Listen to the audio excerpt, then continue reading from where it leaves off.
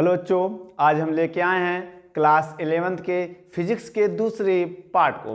यदि आपने इससे पहले वाले भागों की वीडियो नहीं देखा है तो इसी वीडियो के डिस्क्रिप्शन बॉक्स में जाएंगे, वहां पर लिंक मिल जाएगा। और एक बार प्लेलिस्ट बनाए हैं जिसमें सभी चैप्टर के न्यूमेरिकल उसमें हम कराए हुए हैं। अब हम लेके आए हैं थ्योरी की प्रूविंग की बारी। तो बच्चों, एक एक चैप्टर हर रोज अपलोड होगा और कमेंट करिएगा, जो आपको अच्छी टॉपिक लगे वो टॉपिक की वीडियो डाल देंगे। चलिए बच्चों, आज का पहला टॉपिक है प्रत्यास्था।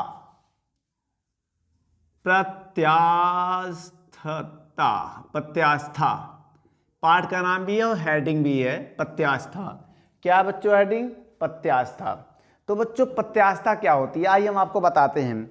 जब किसी वस्तु पर कोई हम बाहरी बल लगाते हैं, जब कोई वस्तु पर हम बाहरी बल लगाते हैं तो उसकी आकार और आकृति बदल जाए, लेकिन जैसे बाहरी बल हटाएं वह अपनी पुनः आकार और आकृति में आ जाए, तो ऐसी वस्तु को हम प्रत्यास्थ वस्तु कहते हैं। जैसे उदाहरण स्प्रिंग को हम प्रेस करेंगे, जैसे हम प्रेस करेंगे वो दब के छोटा हो जाएगा, लेकिन जैसे हम प्रेस हटाएंगे, फोर्स हटाएंगे, वो अपने प्रारंभिक स्थिति में आ जाएगा। तो उस वस्तु में प्रत्यास्था का गुण है। अभी ये मेरे पास मार्कर है, इसको हम कितना भी दाबें इसका आकार नहीं बदलेगा, शेप नहीं बदलेगा, तो ये प्रत्यास्थ नहीं है। ठीक है, स्प्रिंग हो गया, सोक्ता हो गया आपका, बहुत सारे ऐसे पार्टिकल्स होते हैं, ऐसे वस्तु होते हैं जिनको दाबने पे उसका आकार और आकृति बदल जाता है, लेकिन जैसे ही बाहरी बल हटाते हैं वो अपना पुनः आकार और आकृति में आ जाता है। तो ऐसे वस्तुओं को हम प्रत्यास्थ वस्तुएं कहते हैं। ठीक है, इसकी डिफिनेशन, प्रत्यास्था की डिफिनेशन आपके स्क्रीन पर है, वीडियो को रोककर नोट कर लें बच्चों, स्क्रीनशॉट ले लें। उसके बाद बच्चों हम देखते हैं प्रत्यास्था की सीमा। प्रत्यास्था की सीमा क्या होती है? ये तो हो गया बेटा, आइए हम प्रत्यास्था की सीमा देखते हैं। प्रत्यास्थता की सीमा, ये है हेडिंग। क्या बच्चों? प्रत्यास्था की सीमा। इसकी डिफिनेशन आपके स्क्रीन पर है। पहले आइए इसको समझते हैं, ये होता क्या है। देखिए बच्चों, प्रत्यास्था की सीमा ये है, जैसे हम किसी स्प्रिंग को बहुत तानते हैं तो उसकी एक रेंज होती है, अगर हम उसको उतना ही खींचे कि छोड़ने पर वह पुनः अपने पोजीशन पे आ जाए। अब एक ऐसी लिमिट आ जाती है, एक ऐसा पॉइंट आ जाता है जहां पर उससे अगर ज़्यादा उसको हमने प्रेस कर दिया तो वो अपने पुनः आकार और आकृति पे वापस नहीं लौट पाती है। तो उस पॉइंट को जहां से उसका प्रत्यास्था का गुण खत्म हो जाता है, उससे पहले वाले पॉइंट को हम प्रत्यास्था का सीमा कहते हैं। तो इसकी डिफिनेशन आपके स्क्रीन पर क्या कह रहा है बच्चों? किसी पदार्थ पर लगाए गए विरूपक बल की उस सीमा को जिसके अंतर्गत पदार्थ का प्रत्यास्था का गुण बना रहता है, उसे पदार्थ की प्रत्यास्था का सीमा कहते हैं। इसकी डिफिनेशन आपके स्क्रीन पर है, आप वीडियो को रोककर नोट कर लें। आइए देखते हैं प्रतिबल। प्रतिबल बच्चों, प्रतिबल की डिफिनेशन अभी हम आपके स्क्रीन पर दे देंगे, आप वीडियो को रोककर नोट कर लेंगे। लेकिन एक बात और, आप पेन और कॉपी ले लीजिए और साथ ही साथ थ्योरी को नोट करते चलिए। वीडियो को रोक दीजिए, नोट कर लीजिए, फिर आगे बढ़ाकर फिर देखते रहिए। ठीक है, चलिए बच्चों, अब हम आप यहाँ पर देखेंगे क्या प्रतिबल क्या होता है। तो बच्चों, प्रतिबल के लिए आपको कुछ फॉर्मूले याद करना पड़ेगा, पहले हम आपको बता देते हैं। देखिए, प्रतिबल का जो फार्मूला होता है वो होता है F/A। क्या होता है बच्चों? F/A। तो इसमें कैसे हम इसकी डिफिनेशन लिखेंगे बच्चों, ध्यान से देखिए। वस्तु के साम्य अवस्था में वस्तु के एकांक लंबाई पर या एकांक, देखिए ये क्या क्षेत्रफल, एकांक क्षेत्रफल पर, देखिए जो बटे में उसको अगर एकांक मान लें, एकांक क्षेत्रफल पर लगने वाले बल को प्रतिबल कहते हैं। बच्चों, प्रतिबल की डिफिनेशन क्या होती है, आइए इसको अच्छे से समझते हैं। सबसे पहले बेटा ये क्षेत्रफल है, सबको पता है ये क्या है, ये क्षेत्रफल है, ये क्या है, और ये क्या है, बल है सबसे ना। अब किसी वस्तु के एकांक क्षेत्रफल पर लगने वाले बल को प्रतिबल कहते हैं, याद रखना, किसी वस्तु के एकांक क्षेत्रफल पर लगने वाले बल को प्रतिबल कहते हैं। ये है अब इसकी डिफिनेशन बच्चों आपके स्क्रीन पर है, और डिफिनेशन नोट करने के बाद ये आप फॉर्मूला नोट कर लीजिएगा, और फॉर्मूला नोट करने के बाद आप कुछ हम वैल्यू या मात्रक बताने जा रहे हैं। आइए देखिए, प्रतिबल का मात्रक क्या होता है। प्रतिबल का मात्रक क्या बच्चों? मात्रक कैसे निकालेंगे? मात्रक के लिए बच्चों हमें क्या करना पड़ेगा? बल का मात्रक न्यूटन और क्षेत्रफल का मात्रक होता है मीटर स्क्वायर। तो यह इसका मात्रक हो गया। अब हम प्रतिबल का बीमा बताने जा रहे हैं। आइए देखते हैं प्रतिबल का बीमा। क्या बच्चों? बीमा। तो कैसे निकालेंगे बीमा? तो इसका बल देखिए बेटा, प्रतिबल का जो न्यूटन का बीमा होता है आपको बताया गया होगा ml। क्या होता है बल का बेटा बीमा? ml² माइनस ml(t)-2 होता है। क्या होता है बेटा? ml(t)-2। कैसे? क्योंकि जो बल होता है उसका होता है ma, तो बल का बेटा m होता है और त्वरण का होता है L(t)-2। तो बेटा पूरा बल का क्या हो गया? ml(t)-2 हो गया। ml(t)-2 बटे में मीटर का होता है L, ऊपर लगा स्क्वायर इसलिए स्क्वायर लगा दिया। एक L से एक L कटा, ये L ऊपर जाएगा, m ऊपर जाएगा, माइनस हो जाएगा और t की पावर -2 है। तो बच्चों आपको पता है कि ये बीमा हो गया। किसका बीमा? प्रतिबल का। बच्चों प्रतिबल की डिफिनेशन आपके स्क्रीन पर है, आप वीडियो को रोककर उसको नोट कर लें, उसके बाद फार्मूला नोट कर लें, फिर प्रतिबल का मात्रक नोट कर लें, फिर प्रतिबल का बीमा नोट कर लें। या बीमीय सूत्र भी बोलते हैं। बीमा को हम लोग क्या बोलते हैं? बीमीय सूत्र भी बोल सकते हैं। ठीक है, बीमीय सूत्र क्या है इसका बीमीय सूत्र? ml-1t-2। m बेटा यहाँ पर द्रव्यमान का बीमा प्रदर्शित करता है, यह लंबाई का, ये टाइम का। तो बच्चों वीडियो को रोककर नोट कर लें।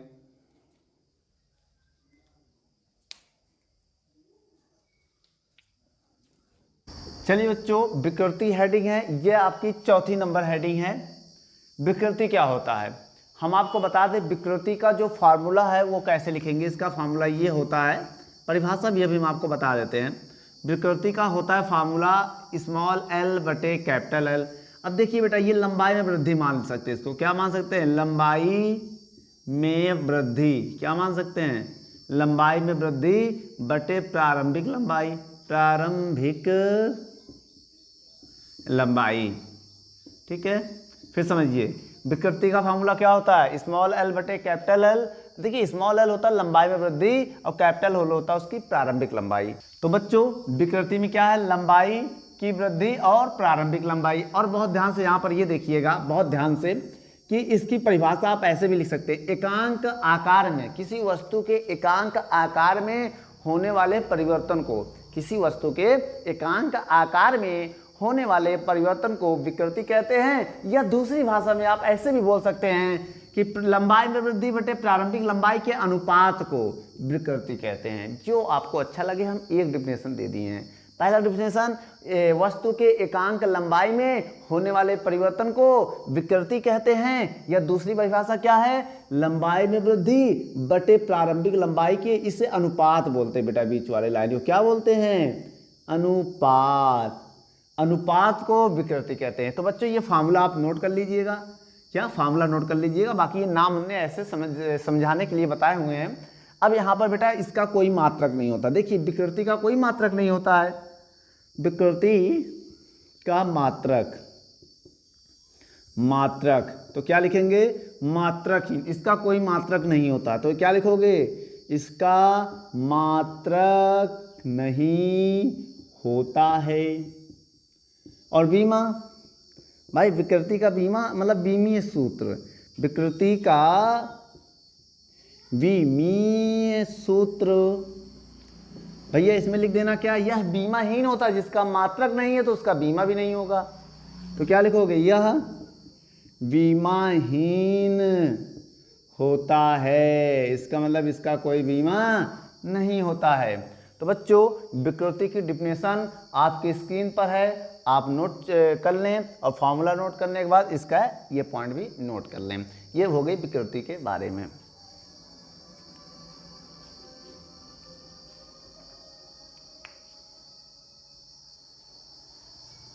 चलिए बच्चों पांचवी हेडिंग देखते हैं, हुक का नियम। किसका नियम? हुक का नियम। भाई हुक का नियम होता क्या है? हुक के नियम के लिए बेटा हमें क्या करना पड़ेगा? एक बात याद रखनी पड़ेगी। यदि वो आप बात याद कर लेते हैं तो आप हुक का नियम याद कर पाएंगे। आइए वो बात को हम समझते हैं, वो बात है क्या।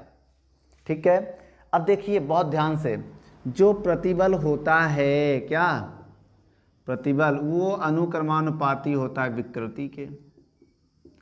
ये बात अगर आप याद कर लो तो हुक का नियम आपको याद हो जाएगा। देखिए एक बात हम आपको बता दें, अगर अनुक्रम, देखो इसको इसको दो नाम पढ़ सकते हैं, एक तो अनुक्रमानुपाती आप पढ़ सकते हो, अनुक्रमानुपाती।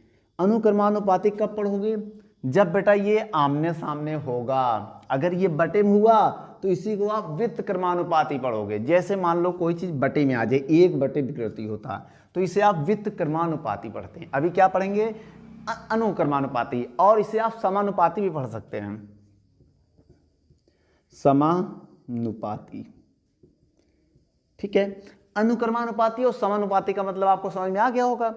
अब ये बताइए प्रतिबल विकृति के क्या है? अनुक्रमानुपाती। लघु विकृति के लिए याद रखना बेटा, लघु विकृति के लिए तो आप इसकी डेफिनेशन क्या लिखेंगे? लघु विकृति के लिए जो प्रतिबल होता है वो विकृति के अनुक्रमानुपाती होता है, चाहे समानुपाती होता है, जो आपको अच्छा लगे वो आप लिख दो। फिर बताओ बच्चों, लघु विकृति के लिए प्रतिबल विकृति के अनुक्रमानुपाती होता है, यह इसकी परिभाषा है। परिभाषा आपके स्क्रीन पर देखिए दे दी गई है, आप वीडियो को रोककर नोट कर लें। और हम आपको एक बात बताएं बच्चों, देखिए अब ये प्रोपोर्शनल टू हटाओगे तो क्या आएगा? प्रतिबल बराबर। जब बच्चों प्रोपोर्शनल टू हटेगा, क्या प्रोपोर्शनल टू हटेगा तब बराबर का साइन आएगा, साथ में कैपिटल ई कांस्टेंट के रूप में आएगा, और इनटू में विकृति। क्या होगा? विकृति। अब यहां से ई का मान निकालोगे तो क्या आएगा भाई? ई का मान निकालोगे, विकृति बटे में लगा दोगे तो प्रतिबल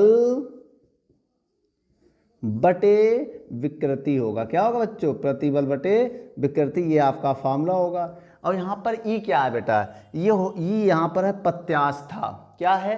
प्रत्यास्था गुणांक, जिसे हम लोग बोल सकते हैं। क्या बोलते हैं बच्चों? प्रत्यास्था गुणांक, प्रत्यास्थता गुणांक। अब यहां पर चाहो आप ई का मात्रक बता सकते हो। भाई ई का मात्रक, देखिए बेटा ई का मात्रक क्या होगा? अब ये समझिए, प्रतिबल का मात्रक तो आपको पता है, अभी हमने इससे पहले निकलवाया था, लेकिन विकृति का कोई मात्रक नहीं होता, तो प्रतिबल का जो मात्रक वही इसका होगा, न्यूटन पर मीटर स्क्वायर बताया था। और ई का बीमा, मतलब ई का बीमीय सूत्र, बीमीय सूत्र हमने आपको बताया था। क्या बताया था? ml-1t-2, यही तो बताया था बच्चों। वही आपका मात्रक और बीमा सेम प्रतिबल का होगा। आप वीडियो को रोककर नोट कर लें।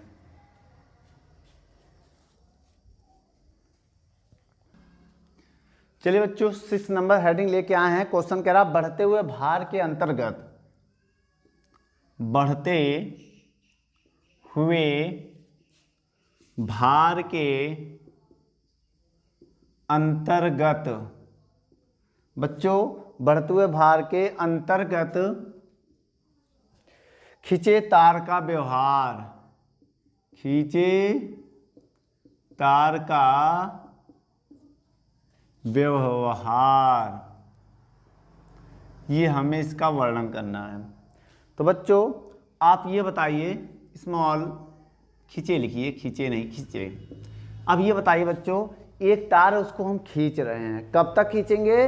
कि जब तक उसमें प्रत्यास्थता का गुण बना रहे। तो आइए बच्चों हम आपको एक एक्सिस बनाते हैं, इस एक्सिस को ध्यान से देखिए, देखिए बहुत ध्यान से देखिएगा। ये ओ पॉइंट है, ठीक है, ये ओ है, इसे आप विकृति मान सकते हैं, अब इधर प्रतिबल मान सकते हैं। मान ले रहे हैं इधर विकृति को शो करेगा, इधर विकृति बनेगा, अब इधर प्रतिबल बढ़ेगा, ठीक है। अब मेरे पास एक वायर था, अब यहाँ पर ए पॉइंट मान लिया, ये ओ ए पॉइंट है। अब इसमें थोड़ा सा बल लगाया, भाल लटका लिया, वजन मतलब बल लगाया तो भाल लटकेगा। तो ये मान लिया बी पॉइंट में हल्का सा कर्व हो गया, क्या हो गया? बी पॉइंट में चला गया, ठीक है। और इस पे बी से और फोर्स लगा दिया तो हल्का ये सी पॉइंट पे चला गया। कहाँ पर चला गया बच्चों? सी पॉइंट्स पे। इस पे थोड़ा और से लगाया तो यहाँ डी पर पहुँच गया, फिर और लगा दिया तो नीचे ई आ गया। फोर्स जैसे जैसे भार बढ़ाया वैसे वैसे इसके ग्राफ को शो किया जा रहा है। तो बच्चों आप समझिए ज़रा मेरी बात, देखिए ये ओ ए एक कोई वायर है, तार है, मान लो क्या तार है, अभी इस पर वजन लटकाया है। अब देखिए मान लो यहाँ पर इसका प्रत्यास्थता का गुण है, क्या है बेटा? प्रत्यास्थता का सीमा है। आप इस पर वजन बढ़ाओगे, ये वजन बढ़ेगा, भाई पहले ए पर था, इसमें वजन बढ़ा दिया, ये बी तक चला गया। अब ये बी तक चला गया, अगर वजन जैसे हटाएंगे पुनः ये अपनी पोजीशन पे वायर आ जाएगा। भाई पहले यहाँ पर इनिशियल स्टेट था, एक कोई स्प्रिंग थी, स्प्रिंग पे हमने थोड़ा वजन लटका दिया, ऐसे लटका वजन बढ़ गया, तो भाई स्प्रिंग उसको लगा दिया तो ये ए से बी पोजीशन पे चला गया। और बी पे अगर हम उस पॉइंट को हटाते हैं, वजन को हटाते हैं, वो फिर से अपने पोजीशन ए पर चला जाएगा, वायर जो है वो ए पर चला जाएगा स्प्रिंग। अगर उस पर थोड़ा सा और वजन लटका दे तो सी तक चला जाएगा। और उसका प्रत्यास्थता की सीमा बी है, प्रत्यास्थता का सीमा बी है। अब थोड़ा मतलब सीमा से थोड़ा ज़्यादा लगा दिया, एक मेरे पास स्प्रिंग था, उसको पहले थोड़ा ताना, छोड़ा, वो अपने पोजीशन पे चला गया, मतलब उसको बी पॉइंट तक ताना, ज़्यादा नहीं, बी पॉइंट तक। अब उसको हम ज़्यादा तान दें, ज़्यादा खींच दें, उस सी पॉइंट पे चला जाएगा, सी तक चला गया। अब यहाँ पर प्रत्यास्थता का गुण खत्म हो गया, प्रत्यास्थता का सीमा को क्रॉस कर गया, अब ये वापस नहीं आएगा, तना है तो तना ही रहेगा, वापस जाएगा ही नहीं। तो यहाँ पर प्रत्यास्थता का सीमा खत्म हो चुका है। ठीक है, अब इसके बाद थोड़ा और फोर्स लगा दें तो कहाँ तक चला जाए, डी तक। अब देखा बेटा, डी तक जाने का मतलब ये हो गया बहुत तेजी से लंबाई बढ़ेगा। अब ये वायर इतना पतला हो जाएगा कि उसमें द्रव का गुण आ जाएगा, बहने का गुण आ जाएगा वायर में। अब फोर्स हटा भी दोगे तब भी वो टूटेगा ही। और सी पॉइंट तक जाते जाते वो क्या होता है, टूट जाता है वायर, क्या होता है, टूट जाता है। तो उसी को बता रहा है कि पहले हमने फोर्स लगाया ए से, फोर्स या भार लटकाया तो बी तक गया, लेकिन बी पर क्या प्रत्यास्थता गुण बना रहा, बी पर छोड़ा वो ए पर चला आया। लेकिन जैसे हम बी से और ज़्यादा फोर्स लगा दिया वो सी पर चला गया, लेकिन सी पर जाने से उसका प्रत्यास्थता गुण खत्म हो चुका, वो वापस नहीं लौट के जाएगा। लेकिन उस पर और वजन अगर और भार लटकाया, डी तक जाते जाते वो वायर बहुत पतला हो जाएगा और बहुत तेज़ी से खींचेगा, और सी पर जाते जाते वो टूट जाएगा, वायर क्या हो जाएगा, स्प्रिंग टूट जाएगा, या कोई तार भी है वो भी टूट जाएगा। तो बच्चों इसकी डिफिनेशन ग्राफ की आपकी स्क्रीन पर दे दी गई है, वीडियो को रोककर नोट कर लें। इसके बाद हम कुछ और हेडिंग देखते हैं।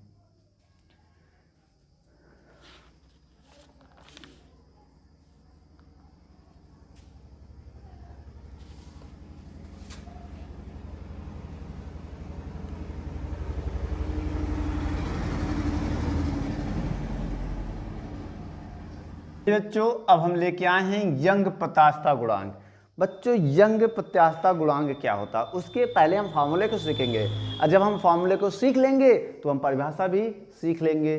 तो आइए हम फार्मूले को याद करते हैं, इससे मेरा फायदा होगा न्यूमेरिकल लगाने में, उसी फार्मूले से हम परिभाषा भी बना सकते हैं। आइए देखते हैं कैसे बनाएंगे। सबसे पहले बच्चों आपको क्या लिखना पड़ेगा, यंग प्रत्यास्थता गुणांक, ये हेडिंग है, तो आपको भी ऐसे लिखना पड़ेगा, यंग प्रत्यास्थता गुणांक, ये वाई होता है बच्चों, क्या होता है, वाई। अब इसकी परिभाषा होता है अनुदैर्ध्य, क्या होता है बच्चों, अनुदैर्ध्य प्रतिबल बटे अनुदैर्ध्य विकृति, क्या होता है, यंग प्रत्यास्थता गुणांक का फार्मूला क्या होता है बच्चों, अनुदैर्ध्य प्रतिबल बटे अनुदैर्ध्य विकृति, ये होता है फार्मूला। अब इसकी डिफिनेशन कैसे लिखेंगे बच्चों, आप ये समझिए बहुत ध्यान से। लघु विकृति के लिए लिखेंगे, लघु विकृति के लिए अनुदैर्ध्य प्रतिबल और अनुदैर्ध्य विकृति के अनुपात को, अभी हमने थोड़ी देर पहले कहा था, इसको अनुपात पढ़ेंगे, क्या पढ़ेंगे, अनुपात, क्या पढ़ेंगे, अनुपात। फिर समझिए, लघु विकृति के लिए किसी वस्तु के अनुदैर्ध्य प्रतिबल और अनुदैर्ध्य विकृति के अनुपात को ये कहते हैं क्या, यंग प्रत्यास्थता गुणांक कहते हैं। फिर समझो, लघु विकृति के लिए इसके और इसके अनुपात को ये कहते हैं, इसे इससे प्रदर्शित करते हैं, किससे, वाई से, इसे वाई से प्रदर्शित करते हैं। तो इसकी डिफिनेशन कैसे लिखेंगे बच्चों, फिर समझिए, लघु विकृति के लिए अनुदैर्ध्य प्रतिबल और अनुदैर्ध्य विकृति के अनुपात को यंग प्रत्यास्थता गुणांक कहते हैं, इसे वाई से प्रदर्शित करते हैं। इसकी डिफिनेशन आपके स्क्रीन पर है, ठीक है। अब आइए वाई का मात्रक, वाई मतलब क्या है, यंग प्रत्यास्थता गुणांक का मात्रक बताते हैं। तो बच्चों आप ये बताइए, प्रतिबल का मात्रक आपको याद है, लेकिन विकृति बीमाहीन मात्रकहीन होता है, इसका ना मात्रक होता ना तो बीमा होता, किसका, विकृति का। लेकिन प्रतिबल का मात्रक हमने आपको बताया क्या, न्यूटन पर मीटर स्क्वायर, या जो इसका बीमा था वो था ML-1T-2। आइए देखते हैं, तो इसका जो मात्रक है वो होगा न्यूटन पर मीटर स्क्वायर, और y का जो बीमीय सूत्र है, क्या है, बीमीय सूत्र, वो क्या बताया गया है आपको, ml-1t-2। तो बच्चों थोड़ा सा आइए इसके बारे में थोड़ा सा और जान लेते हैं, थोड़ा इसके फार्मूले को और आगे तक जान लेते हैं। अब देखिए बच्चों, बहुत ध्यान से देखिएगा। अब y बराबर अनुदैर्ध्य प्रतिबल क्या होता है, F/A होता है। विकृति क्या होता है बेटा, स्मॉल l बटे कैपिटल L होता है। इसका इधर गुणा होगा, इसका इधर गुणा होगा कि नहीं होगा। तो y बराबर क्या होगा, ऊपर गुणा होगा तो F इंटू L हो जाएगा, और नीचे गुणा होगा तो A इंटू L हो जाएगा। यही तो होगा ना। अब एक काम करिए बेटा, अब यहाँ पर ये देखिए, F को हम लिख सकते हैं mg और इंटू एक ये स्मॉल l होगा, देखिए इसमें स्मॉल l होगा यहाँ पर, तो ये कैपिटल L बटे A स्मॉल l। तो बेटा आपका एक ये फार्मूला हो जाएगा। और बहुत लोग A को क्या लिख देते हैं, पाई आर स्क्वायर। ए क्षेत्रफल होता है ना, तो पाई आर स्क्वायर। तो बहुत लोग कहते हैं A को क्या लिख दो सर, पाई आर स्क्वायर लिख दो। तो भाई पाई आर स्क्वायर भी लिख सकते हैं। तो आपका जो है ये एक फार्मूला बन जाएगा, क्या, y बराबर mg/l pi are square l, ये होता है फार्मूला। अब यहाँ पर m क्या है, द्रव्यमान है, क्या बच्चों, द्रव्यमान g क्या है, गुरुत्वीय त्वरण l क्या है, प्रारंभिक लंबाई, पाई एक कांस्टेंट वैल्यू जिसकी वैल्यू होती है 22/7, और r यहाँ पर त्रिज्या है और l यहाँ पर लंबाई है। तो बच्चों ये आप नोट कर लें। अब ये आया कैसे, इसके लिए हम आपको एक डायग्राम बनाने जा रहे हैं, चलिए देखते हैं। देखिए बच्चों, मान लिया यहाँ पर कोई एक पिंड है, यहाँ पर एक वायर लटका है, ये वायर है, ये क्या है, एक वायर था, ठीक है। इसकी प्रारंभिक लंबाई L है, क्या है, L है, ये प्रारंभिक लंबाई है। अब यहाँ पर इस पर वजन लगा के इसको ताना गया, इसमें थोड़ा सा वृद्धि कर दिया गया, क्यों, क्योंकि इस पर F फोर्स लगाया गया। तो ये स्मॉल l की वृद्धि हो जाएगी, क्या हो जाएगा बच्चों, स्मॉल l की क्या हो जाएगी, वृद्धि हो जाएगी, यही तो है। ये भाई प्रारंभिक लंबाई है, क्या है, प्रारंभिक लंबाई। और ये क्या है, ये हो जाएगी लंबाई में वृद्धि, लंबाई में वृद्धि हो जाएगी, ठीक है, लंबाई में वृद्धि, उसी के बारे में यहाँ पर बताया गया है। तो L क्या है, प्रारंभिक लंबाई, और F बराबर mg क्यों लिखा, क्योंकि ये लटक रहा है। जब कोई चीज़ गुरुत्वीय त्वरण होगा तो F की जगह mg वाला फॉर्मूला हम यूज करेंगे, याद रखना बच्चों। अब वीडियो को रोककर नोट कर लो, क्वेश्चन आपका कंप्लीट होता हुआ।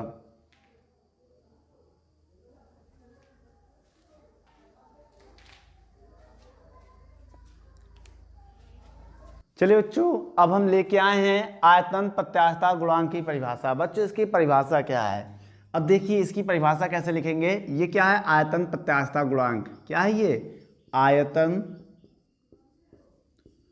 प्रत्यास्थता गुणांक।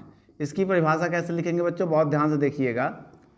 तो इसकी डिफिनेशन होगा, लघु विकृति के लिए किसी पिंड के अभिलंब प्रतिबल और आयतन विकृति के अनुपात को आयतन प्रत्यास्थता गुणांक कहते हैं, इसे b से प्रदर्शित करते हैं। फिर समझिए बच्चों, लघु विकृति के लिए किसी वस्तु के अभिलंब प्रतिबल और उसके आयतन विकृति के अनुपात को आयतन प्रत्यास्थता गुणांक कहते हैं, इसे b से प्रदर्शित करते हैं।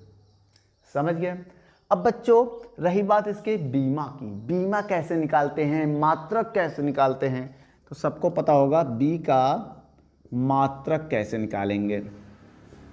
देखिए ऊपर प्रतिबल है, नीचे विकृति है, तो प्रतिबल का जो मात्रक है वो लिख दो, न्यूटन पर मीटर स्क्वायर। लेकिन विकृति का कोई मात्रक होता ही नहीं, तो लिखेंगे क्या, होता ही नहीं ना, छोड़ो जाने दो। अब b का बीमी सूत्र, बच्चों जो प्रतिबल का बीमा होता था वही रखना पड़ेगा भाई, विकृति का तो बीमा होता भी नहीं ना, तो इसको हटाइए। तो क्या होता है बीमा, ml-1t-2, ये बीमा हो गया। इसकी डिफिनेशन आपकी स्क्रीन पर है, नोट कर लो, क्या है, देख लीजिए, वीडियो को रोक कर नोट कर लीजिए।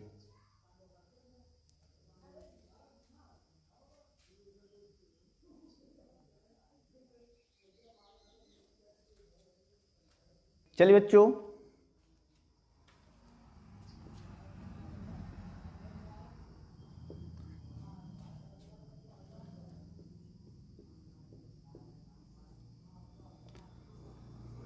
बच्चों, हम संपीड्यता को देखते हैं, ये होता क्या है, इसकी परिभाषा हम कैसे लिखेंगे।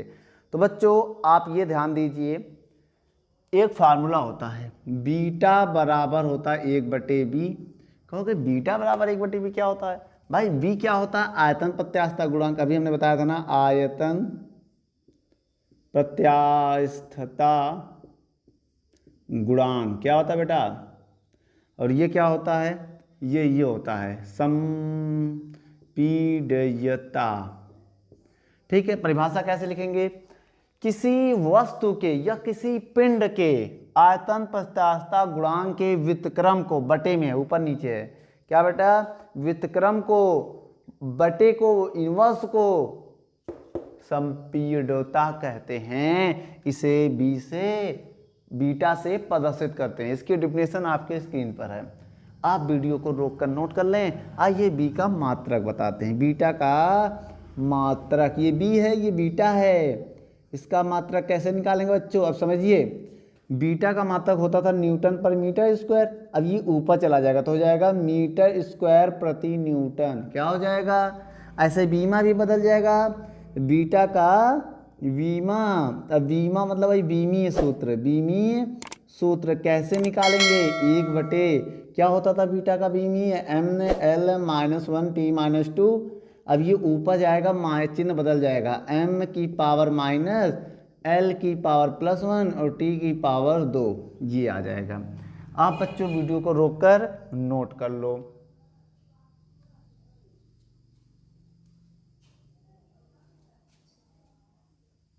चलिए बच्चों, अब हम लेके आए हैं दृढ़ता गुणांक की परिभाषा। पहले इस परिभाषा को समझेंगे, फिर हम आपके स्क्रीन पर इसकी डेफिनेशन को दे देंगे। चलिए बच्चों, सबसे पहले ये समझिए, दृढ़ता गुणांक लिखिएगा ऐसे। इसका फॉर्मूला क्या होता है बेटा? अपरूपक प्रतिबल बटे अपरूपक विकृति। अपरूपक विकृति क्या लिखेंगे? अपरूपक विकृति। अब समझिए, दृढ़ता गुणांक की डिफिनेशन कैसे लिखेंगे बेटा? यहाँ पर नीटा लिखिएगा, इसे ईटा हम लोग पढ़ते हैं, ईटा। तो अब समझिए, अपरूपक प्रतिबल बटे अपरूपक विकृति बराबर दृढ़ता गुणांक। परिभाषा कैसे लिखेंगे? लघु विकृति के लिए किसी पिंड के या किसी वस्तु के अपरूपक प्रतिबल और अपरूपक विकृति के अनुपात, बटे को हमने बताया है आप अनुपात, रेशियो ये होता है, अनुपात को दृढ़ता गुणांक कहते हैं। इसे नीटा से प्रदर्शित करते हैं। इसका मात्रक समझ लो बेटा, नीटा का मात्रक। बच्चों, जो प्रतिबल का मात्रक होता है वही नीटा का भी मात्रक होगा, विकृति का कोई मात्रक होता नहीं। अब नीटा का वीमा समझ लो, वीमा या वीमी सूत्र। तो क्या होगा बच्चों? बहुत ध्यान से, ml-1t-2, ये होगा कि नहीं होगा? आप वीडियो को रोककर नोट कर लो बच्चों। और थोड़ा सा एक बात और यहाँ समझ लो जरा, इसकी देखिए, यहाँ पर नीटा बराबर अपरूपक प्रतिबल होता है F/A। क्या होता है? F/A। और विकृति होता है थीटा। और थीटा बटे कुछ नहीं तो एक मान लो, इसका इधर गुणा कर दो, इसका इधर गुणा कर दो, तो नीटा बराबर आएगा F/A थीटा। थीटा। अब ये कहोगे सर थीटा कैसे आ गया इसमें? तो ये आप ये समझिए, कोई आपके पास बॉक्स है, जैसे क्या है? बॉक्स है, ऐसे यहाँ पर समझिए थोड़ा सा, ये आपके पास बॉक्स है एक, ठीक है, क्यूब में किस रूप में है? क्यूब में या स्क्वायर में, मान लो क्यूब में भी हो सकता है। जब इस पर आप फोर्स लगाओगे, इधर F लगाओगे तो ये वाला पॉइंट यहाँ आ जाएगा, ये वाला पॉइंट यहाँ आ जाएगा। इसे मान लो A, B और ये C और ये D है, तो C वाला हट के कहाँ आ जाएगा? यहाँ पर C डैश पे, और D वाला आ जाएगा D डैश पे। तो अब इसकी आकृति कुछ ऐसा हो जाएगा, ऐसा हो जाएगा कि नहीं हो जाएगा? तो ये जो है ये थीटा है, यही विकृति है बेटा, यही क्या विकृति है। अब जो इस पर फोर्स लगाओगे वो तो ये वाला फोर्स हो जाएगा, F/A एरिया के अनुसार लग रहा है, ठीक है। अब ये जो है विकृति हो जाएगी, क्या होगा? कौन सा? अपरूपक विकृति। क्या हो जाएगा? इसे बोलेंगे अपरूपक प्रतिबल। क्या? F को क्या बोलेंगे? अपरूपक प्रतिबल, और थीटा को बोलेंगे अपरूपक विकृति। तो बच्चों वीडियो को रोककर नोट कर लो। चलिए बच्चों, अब हम पॉइसन अनुपात की परिभाषा को लेके आए हैं, इसके फार्मूले को लेके आए हैं।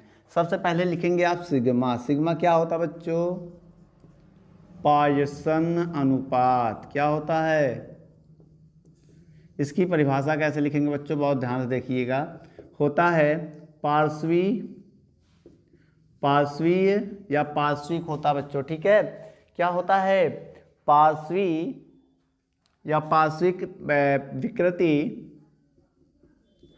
बटे अनुदैर्घ्य विकृति, अनुदैर्घ्य विकृति, ये होता फार्मूला बच्चों, बहुत ध्यान से देखिएगा। ये होता फार्मूला। कैसे डेफिनेशन लिखेंगे इसका? अनुदैर्घ्य विकृति के लिए, किसके? अनुदैर्घ्य विकृति के लिए या लघु विकृति के लिए, लघु विकृति के लिए, लघु विकृति के लिए पार्श्विक विकृति और अनुदैर्घ्य विकृति के अनुपात को पॉइसन अनुपात कहते हैं। इसे सिग्मा से प्रदर्शित करते हैं। इसकी डेफिनेशन आपके स्क्रीन पर है। और सिग्मा का मात्रक देख लीजिए। सिग्मा का मात्रक, कोई मात्रक नहीं बच्चों, क्या लिखोगे? कोई मात्रक नहीं। क्यों? क्योंकि बच्चों विकृति ऊपर भी है, विकृति नीचे भी है, विकृति का कोई मात्रक होता नहीं तो इसका भी कोई मात्रक नहीं होगा। सिग्मा का बीमीय सूत्र, जब मात्रक नहीं तो बीमा भी नहीं, मतलब बीमाहीन। जब मात्रक नहीं तो बीमा भी नहीं, ना तो इसका कोई मात्रक होता ना तो इसका कोई बीमा होता है। तो बच्चों अब हम आपको कुछ एक बात बताने जा रहे हैं, इसका थोड़ा सा डायग्राम बनाने जा रहे हैं। जैसे मान लो आपके पास एक ये वायर है, ये वायर है, क्या है? बड़ा सा वायर है, समझिएगा मेरी बात को। ये वायर है आपके पास, ठीक है, जिसका व्यास डी है। क्या है बच्चों? अभी इसका व्यास देखा जाए तो डी है। व्यास कितना है बच्चों? डी है। और लंबाई कितना है? कैपिटल एम है। कितना है? Capital L. अब इसको प्रेस करके तान दिया जाए तो तानने के बाद ये पतला हो जाएगा बच्चों। क्या हो जाएगा? तो कुछ ऐसा हो जाएगा, या तो इसी इधर बना दे तो इसकी लंबाई इतनी हो जाएगी, ये बढ़ जाएगी लंबाई थोड़ा, लेकिन ये पतला हो जाएगा, लेकिन ये लंबा हो जाएगा, ठीक है। ये क्या हो जाएगा? लंबा हो जाएगा लेकिन पतला हो जाएगा। तो इसकी लंबाई हो जाएगी L प्लस डेल्टा एल। भाई लंबाई में वृद्धि L प्लस डेल्टा एल लिख दो, या L प्लस स्मॉल एल लिख दो। स्मॉल एल में लंबाई में वृद्धि होती है, डेल्टा एल माने भी लंबाई में वृद्धि होती है, लेकिन व्यास कम हो जाएगा इसका, ये D माइनस डेल्टा D हो जाएगा। भाई ये पतला हो रहा है, लंबाई बढ़ रही है तो व्यास पतला हो रहा है, ठीक है। अब यहाँ पर आपको देखना पार्श्विक विकृति क्या होती है। पार्श्विक विकृति जो आपकी होती है वो होती है डेल्टा डी बटे डी। क्या होती है? डेल्टा डी बटे डी। और अनुदैर्घ्य विकृति क्या होती है बच्चों?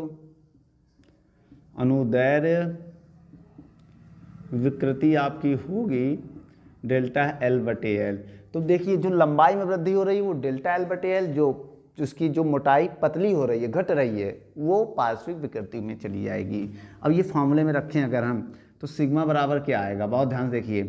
पार्श्विक विकृति का मान ये है डेल्टा डी बटे डी, और अनुदैर्घ्य विकृति का मान डेल्टा एल बटे एल। इसका गुणा इधर होगा, इसका गुणा इधर होगा, ध्यान से देखिएगा। तो ये हो जाएगा सिग्मा बराबर डेल्टा एल, देखिए डेल्टा डी होगा ऊपर ना, डेल्टा डी गुणे एल या इंटू एल लिख दो, बटे डेल्टा एल इंटू डी। तो ये फार्मूला हो जाएगा बच्चों। डी क्या है? व्यास है। एल क्या है? प्रारंभिक लंबाई। डेल्टा डी क्या है? व्यास में वृद्धि या व्यास में कमी। और यहाँ पर डेल्टा एल क्या है? लंबाई में वृद्धि। तो बच्चों आपकी डेफिनेशन आपकी स्क्रीन पर है, वीडियो को रोककर नोट कर लें। चलिए बच्चों अब हम क्वेश्चन लेके आए हुए हैं। दो ऋण आधारों के बीच कसे हुए तारों को ठंडा करने में उत्पन्न बल के सूत्र का निगमन। क्वेश्चन आपके स्क्रीन पर है, आप पढ़ ही रहे होंगे। तो इसके सूत्र का निगमन हम कैसे करेंगे, आइए हम देखते हैं। मान लिया मेरे पास दो पॉइंट हैं, क्या है? एक पॉइंट ये है, एक पॉइंट ये है। यहाँ पर एक वायर कस दिया गया है, ये वायर है जिसकी प्रारंभिक लंबाई हमने L मान लिया। क्या मान लिया? L, ठीक है। अब इस वायर में थोड़ी सी कमी होगी, थोड़ी सी वृद्धि होगी। भाई जब टाइट करेंगे तो जब ठंडा करेंगे वो सिकुड़ने का कोशिश करेगा। क्या? गर्मी में तो फैलता है लेकिन ठंडक में सिकुड़ता है, तो सिकुड़ने से थोड़ी सी लंबाई कम होगी, और इसी में तो डेल्टा एक्स लंबाई की वृद्धि, मतलब एक्स लंबाई की वृद्धि हो जाएगी। भाई इसी में एक्स लंबाई की क्या हो जाएगी? हल्का सा वृद्धि हो जाएगी, ठंडा करने पर वृद्धि हो जाएगी। तो आप ये समझिए प्रारंभिक लंबाई क्या है? प्रारंभिक लंबाई आपका है कैपिटल एल, लंबाई में वृद्धि हमने मान लिया एक्स, मान लिया एक्स, ये ए और बी के बीच कसा हुआ है, तो इनके बीच हमें बल बताना है। क्या बताना है? बल। और इसका टेम्परेचर ठंडा करते हैं ना, तो वो डेल्टा टी हो गया। इसका ताप, डेल्टा टी ताप पर इसको हम ठंडा करते हैं। कितने टेम्परेचर बच्चों? डेल्टा टी टेम्परेचर पे इसे हम ठंडा करते हैं। यहाँ पर अल्फा है, क्या है अल्फा? अनुदैर्ध्य प्रसार गुणांक। मान लिया ये अल्फा जो है अनुदैर्ध्य प्रसार गुणांक। क्या ये?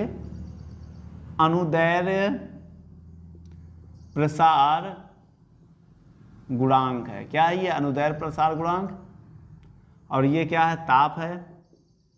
ठीक है, ये सब हो गया, ये सब हमने बता दिया। अब इसको लिख सकते हो, माना एक तार AB है जो दो पिनों के बीच कसा गया है, जिसकी प्रारंभिक लंबाई L है और लंबाई में वृद्धि स्मॉल x है, और जिसका ताप डेल्टा T है और अल्फा अनुदैर्ध्य प्रसार गुणांक है। तब इतना लिखने के बाद लिखना, तब अनुदैर्ध्य प्रसार गुणांक का फार्मूला, अनुदैर्ध्य प्रसार गुणांक क्या होता बच्चों? अल्फा बराबर, फार्मूला होता लंबाई में वृद्धि। क्या होता बच्चों? लंबाई में वृद्धि या कमी, बात एक ही है। लंबाई में वृद्धि या कमी, बात एक ही है ना।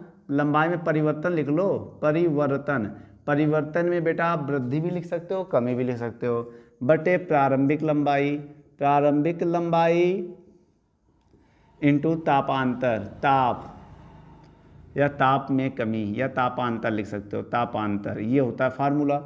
तो अल्फा हो गया, अल्फा लंबाई में परिवर्तन, हमने वृद्धि या परिवर्तन एक ही चीज़ होती है, एक्स हो गया, और लंबाई में प्रारंभिक लंबाई कैपिटल एल हो गया, और तापांतर डेल्टा टी हो गया। अगर हम यहाँ से एक्स की वैल्यू निकालें, किसकी वैल्यू निकालें? एक्स की, तो क्या आएगा? अल्फा एल डेल्टा टी, यही तो आएगा। अब हम लगाने जा रहे हैं प्रतिबल का फार्मूला। प्रतिबल का फार्मूला बताइए, प्रतिबल का फार्मूला क्या होता है?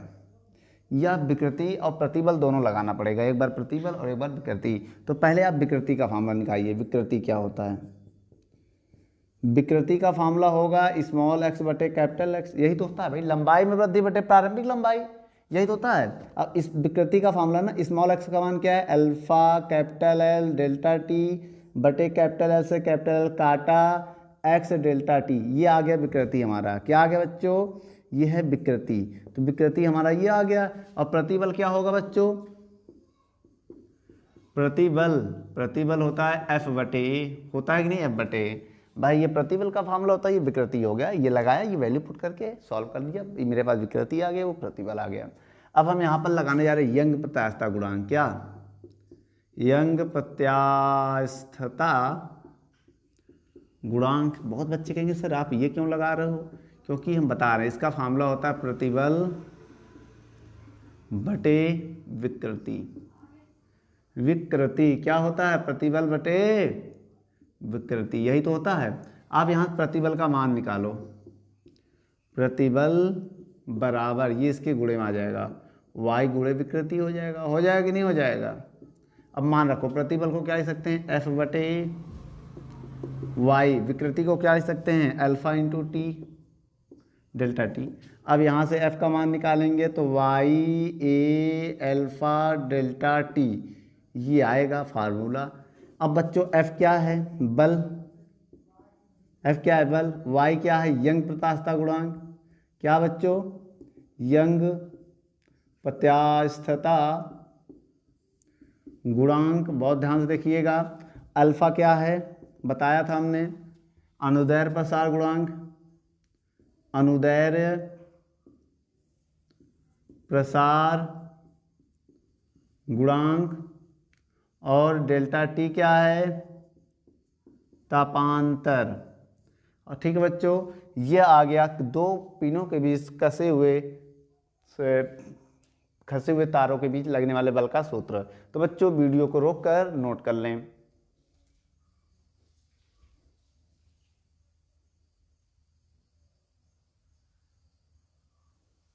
अब हम लेके आए हैं किसी तार को खींचने में किए गए कार्य के सूत्र का निगमन और उसकी स्थिति ऊर्जा के सूत्र का निगमन। हम यहाँ पर आपको कार्य भी बताएंगे और स्थितिज ऊर्जा या ऊर्जा घनत्व का भी सूत्र हम बताएंगे। चलिए आइए देखते हैं। सबसे पहले हम यहाँ पर ये देखेंगे प्रतिबल का फार्मूला क्या होगा। माना एक मेरे पास तार है, क्या बच्चों, वायर है। समझिएगा हमारे पास बेटा क्या है, वायर है। इसकी प्रारंभिक लंबाई क्या है, एल है।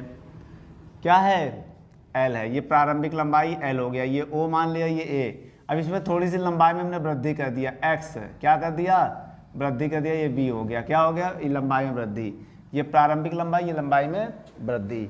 तो आप ये बताइए बच्चों, ये लंबाई में वृद्धि हो गई तो इसका प्रतिबल का फार्मूला क्या होगा, प्रतिबल होगा एफ बटे ए, और विकृति का फार्मूला क्या होगा,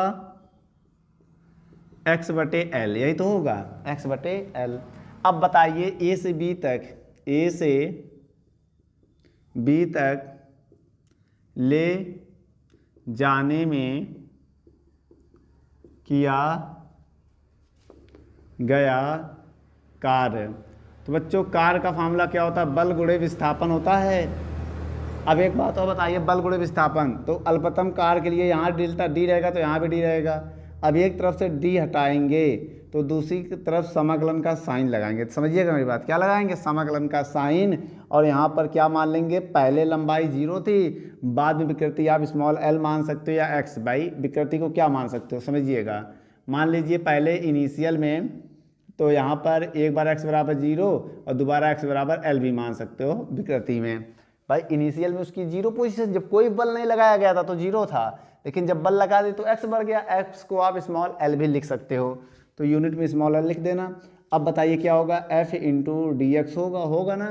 अब एक बात बताइए, आप बल का फार्मूला इससे निकालिए, यहाँ से। कहाँ से बच्चों, आइए यहाँ पर बता देते हैं कि f का मान कैसे निकलेगा। बहुत ध्यान से देखिए, y बराबर क्या होता है, प्रतिबल बटे विकृति होता है, सबको पता है, ये पता है ना।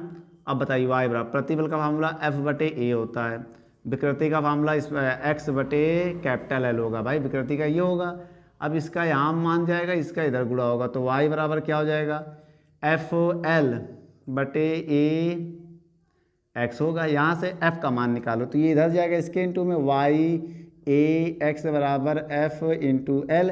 अब l को नीचे लगा दो तो y ए एक्स बटे एल बराबर f। तो f का मान आ चुका बेटा, क्या है f का मान, ये है। इसको आगे पीछे लिख दो भाई, पहले f इसको का तो फिर इधर का, तो बात एक ही है। ठीक है, अब समझिएगा, ये f का मान आपका आ गया है, ये वाला हटा दो। तो बच्चों आपके पास क्या हो गया है, f का मान मिल चुका है। क्या है f का मान, ये है। ठीक है, ये आपके पास f का मान आ चुका है। ये f का मान यहाँ पुट करो,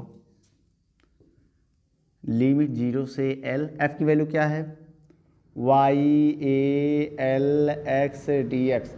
तो बच्चों जो d के साथ है, d के साथ क्या है x, तो x वाले को रोको, बाकी सबको बाहर कर लो, समाकलन के बाहर हो जाएगा। तो y ए एल समाकलन 0 से l, ये क्या x है और dx है। तो बच्चों इसका इंटीग्रेशन क्या होता है, हम आपको फार्मूला बता दें।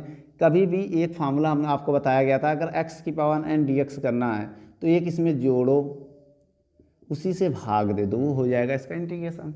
वैसे पावर में कुछ नहीं तो एक मान ले रहे हैं, एक में एक जोड़ो तो एक्स स्क्वायर और 2 से भाग दे दो और लिमिट अप्लाई कर दो 0 से l। जब लिमिट अप्लाई करोगे तो w बराबर क्या आएगा, y ए एल और 2 बाहर ले लिए, ये 2 बाहर ले लिए, ये 2 जो है बाहर ले लिया, और वो हो जाएगा x। एक बार l की x l रखोगे तो l स्क्वायर, माइनस लगा के x 0 रखोगे तो 0 स्क्वायर, ये होगा।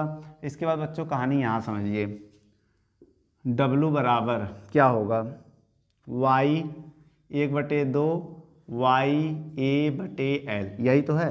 अब ये एल स्क्वायर हो गया ना, तो एल स्क्वायर को एल इंटू एल लिख सकते हैं। भाई 0 छोड़ दो, एल को एल स्क्वायर एल लिख दो। अब एक काम करो बहुत ध्यान से, इसको सवाल को ऐसे लिख सकते हैं, 1/2 वाई ए, एक कैपिटल एल से नीचे गुणा कर दिया, ये वाला नीचे लगा दिया, और ये वाला देखिए 2 क्यों किया हमने, एक ये एल से गुणा एल से भाग, ये वाला एल इसके नीचे लगा दिया, एक एल से गुणा एक एल से भाग कर दिया ताकि कोई फर्क ना पड़े इक्वेशन में। अब बताइए आप इसको क्या लिख सकते हैं, 1/2 वाई, ये क्या है, ये किनारे कर दो, इसको किनारे वाई, ये एल बटे ए क्या होता है, ध्यान से देखिएगा, ए एल किनारे कर दिया। आप स्मॉल एल बटे कैपिटल एल को विकृति लिख सकते हैं, क्या लिख सकते हैं, विकृति, समझिएगा। वाई को लिख सकते हैं, देख लीजिए, वाई को क्या लिख सकते हैं, प्रतिबल बटे विकृति लिख सकते हैं। वाई को क्या लिख सकते हैं बच्चों, प्रतिबल बटे विकृति लिख सकते हैं ना। तो आइए हम लिखने जा रहे हैं, वाई को लिख सकते हैं प्रतिबल बटे विकृति, देख लो वाई बराबर प्रतिबल बटे विकृति, ठीक है। अब देखिए इसके बाद इसको भी विकृति लिख सकते हैं भाई, स्मॉल एल बटे विकृति, ठीक है, इसको भी विकृति लिख सकते हैं, विकृति, इसको हम आयतन लिख सकते हैं, कैसे पता, ए है बच्चों, ये ए, ये क्या आयतन, भाई क्षेत्रफल में लंबाई का गुणा करेंगे आयतन आएगा, याद रखना। तो एक विकृति से एक विकृति कट गया, तो W बराबर आ गया 1/2 प्रतिबल गुणे विकृति, यही तो आ गया, और गुणे आयतन। अब एक काम करो, एक होता ऊर्जा घनत्व का फार्मूला, ऊर्जा घनत्व, तो स्मॉल u बराबर होता है W बटे V, V माने आयतन होता है। अब देखिए बहुत ध्यान से देखिएगा, स्मॉल u बराबर, तो जो W है, W का मान है 1/2 प्रतिबल गुणे विकृति गुणे आयतन, और बटे V को भी तो आयतन लिख सकते हैं, V को भी तो आयतन लिख सकते हैं, आयतन, आयतन से आयतन काटा, तो स्मॉल u बराबर 1/2 प्रतिबल इंटू विकृति, ये फार्मूला आ गया, ये क्या आ गया, फार्मूला आ गया। ये सिद्ध करने के लिए भी आता है, बहुत इंपॉर्टेंट क्वेश्चन है। आप चाहे यहाँ से प्रतिबल का मान रख सकते हैं, यहाँ से निकाल के, तो अगर प्रतिबल का मान यहाँ से निकालेंगे तो ये वाई गुणे विकृति हो जाएगा, तो फिर ये फार्मूला ये ऐसे आएगा, 1/2 वाई गुणे विकृति स्क्वायर हो जाएगा, क्या हो जाएगा, विकृति स्क्वायर आ जाएगा। तो ऐसे भी हम लिख सकते हैं, अगर यहाँ से आप मान निकालते हो प्रतिबल का, ये इसके गुणे में चला जाएगा, तो प्रतिबल का यहाँ मान रखोगे, एक विकृति ये, एक विकृति ये, विकृति स्क्वायर हो जाएगा। तो बच्चों ये बहुत ही इंपॉर्टेंट क्वेश्चन है, आप वीडियो को रोक कर नोट कर लो।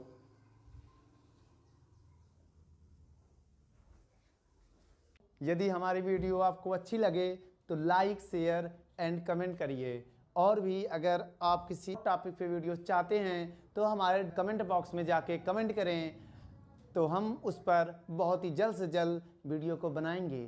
चलिए, धन्यवाद।